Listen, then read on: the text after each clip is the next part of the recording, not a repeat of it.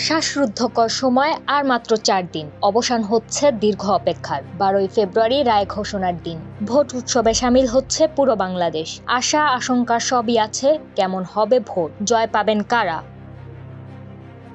শেরপুরে জামায়াত নেতা নিহতের ঘটনা বাদ দিলে পরিস্থিতি মোটামুটি শান্তই ছিল, কিন্তু শুক্রবার দিনটি ছিল সংঘাতময়। এদিন সকালে সরকারি কর্মচারীরা পে স্কেল বাস্তবায়নের দাবিতে আন্দোলনে নামেন। এক পর্যায়ে তারা ব্যারিকেড ভেঙে একদম যমুনার সামনে পৌঁছে যান। পরে আইনশৃঙ্খলা বাহিনী শক্তি প্রয়োগ করে তাদের সেখান থেকে হটিয়ে দেয়। বিকালে ঘটে মর্মান্তিক ঘটনা, যখন যমুনায় যাওয়ার চেষ্টাকালে ইনকিলাব মঞ্চের কর্মীদের উপর নির্বিচারে হামলা চালায় পুলিশ। সাউন্ড গ্রেনেড নিক্ষেপের পাশাপাশি লাঠিচার্জ করা হয়। হামলার শিকার হন গণমাধ্যম কর্মীরাও। পরে সংঘর্ষ ছড়ায় শাহবাগেও।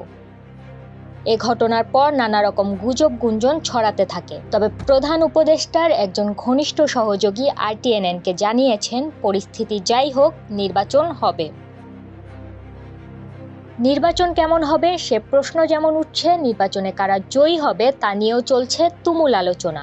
বেশ কিছু জরিপের রিপোর্ট প্রকাশিত হয়েছে। প্রায় সব জরিপেই বিএনপি কিছুটা এগিয়ে।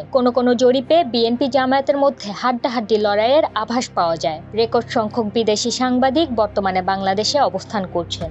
আন্তর্জাতিক মিডিয়ায় প্রায় প্রতিদিনই বাংলাদেশের নির্বাচন নিয়ে রিপোর্ট প্রকাশিত হচ্ছে। কিছুদিন আগে জামায়াতের আমির ডাক্তার শফিকুর রহমান বিএনপির চেয়ারম্যান তারেক রহমানের সঙ্গে সাক্ষাৎকালে নির্বাচনের পর ঐক্যমত সরকার গঠনের প্রস্তাব দিয়েছিলেন। তারেক রহমান রয়টার্সকে দেওয়া এক সাক্ষাৎকারে দৃশ্যত সে প্রস্তাব নাকচ করেছেন। দুই নেতাই অবশ্য ইদানিং সমাবেশে একে অন্যের সমালোচনা করছেন। প্রায় 2 দশক পর বাংলাদেশে একটি সত্যিকারের নির্বাচন হতে চলছে। পর্যবেক্ষকরা বলছেন, বিএনপি জামায়াত যেই জিতুক, গণতন্ত্র যেন না হারে। মানিয়া সাদিয়া, RTNN।